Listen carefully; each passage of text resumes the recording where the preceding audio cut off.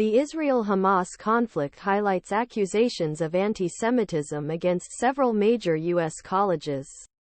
Donors board members of Ivy League members, including University of Pennsylvania and Harvard, condemned what they called anti-Semitic responses in schools to Hamas attack on Israel the way institutions treated Israeli students even before conflict began.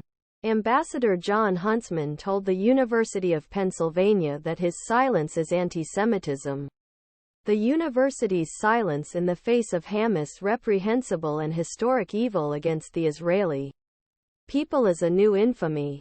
In a letter to UPenn President Liz Magill, Huntsman said silence anti-Semitism, and anti-Semitism is hatred. Higher education built to eliminate that.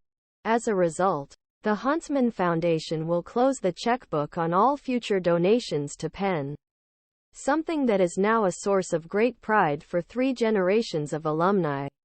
My brothers join me in this rebuke, he added. UPenn was already facing controversy after hosting the Palestinian Writers' Literary Festival last month, which included speakers with a history of anti-Semitic comments. The university administration apologized for not reprimanding the speakers more quickly. The university has not endorsed these speakers or their views and certainly does not support them. In communicating, we should have moved quickly to share our position more strongly and broadly with the Penn community, Magill said in a statement. Charter school leader Vahan Guragian, a member of UPenn's Board of Trustees, announced late last week that he would resign in protest, just like so many other distinguished academic institutions. The Penn community has been failed by embracing anti-Semitism, failure to advocate for justice, and sheer negligence to advocate for the well-being of our students, Guragian said.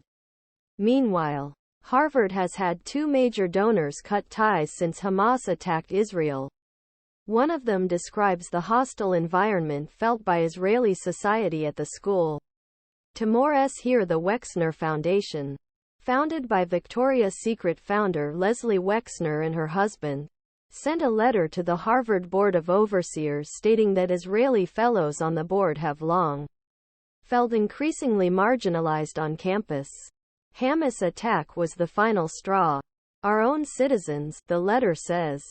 And the Wexner Foundation wasn't the only major donor disappointed enough to cut ties with Harvard. Stephen Davidoff Solomon, a professor corporate law at University California at Berkeley and counsel to Jewish Law Students Association, says mishandling Hamas attacks is latest example universities creating an environment that encourages anti-Semitism on campus.